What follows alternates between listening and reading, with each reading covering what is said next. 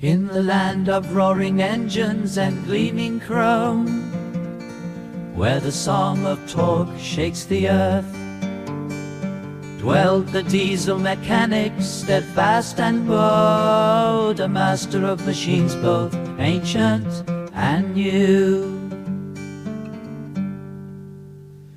His workshop, a sanctum of steel and grit, lit by the flicker of welding flame. Here wrenches sang their metallic hymn, and grease adorned his hands like a warrior's paint. By day he toiled, by night he dreamed of engines untamed and pistons supreme, for his was a craft of intricate lore, where power and precision waged eternal war.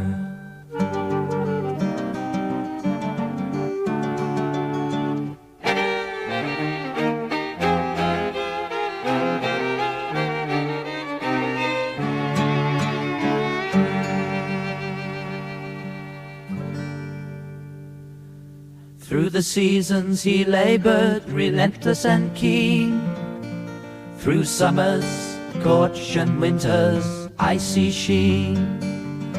For no frost could still the fires of his train, nor tempest silence the progress he made.